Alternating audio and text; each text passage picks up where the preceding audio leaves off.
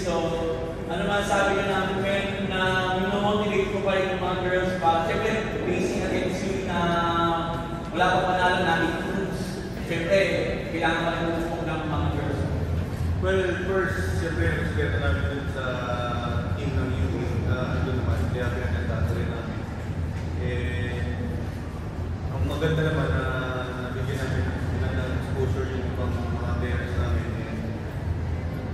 Napag-deliver naman, kahit at least na additional defender para sa akin.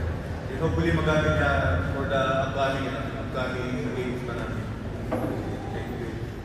Thank you. Again, you had 12 points on 12 attacks. So, ano masasabi mo na yun na?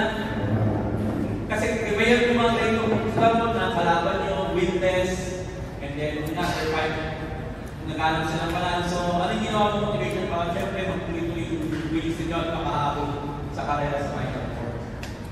Unang nagawang salamat kami kasi naman yung maraming day.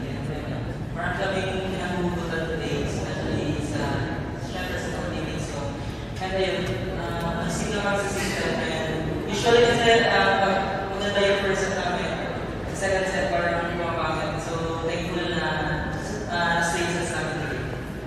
Thank you. Ang kaya ko sa 5 digs and 3 exceptions to Kyla, you had 8 to 13 attacks, 7 digs and 6 excellent receptions. This is your best game so far. So, ano masasabi mo sa tiwala na binigay sa iyo ni Coach this game? Nagpapasalamat po ako sa binigay ko ng tiwala ng teammates at coaches ko. And yun din po, yung hindi ko din po pagkatiwalaan yung sarili ko na kaya ko today maglaro. Thank you. To that, you have 10 leagues and 5 exceptions. So yun na. Third straight win yun. Malapit na kayo sa 5th straight Final Four appearances. So ano na sabi mo na yung team bumabalik ng team laro mo? Or meron pa pang ilalabas? Paparapin na tayo sa crucial stage. Well, I'm very happy po kasi nabigay namin yung best namin and yung gusto namin makita. Yung pinaghirapan namin sa training, nakita talaga namin this game. So, hopefully, madala namin yung momentum na to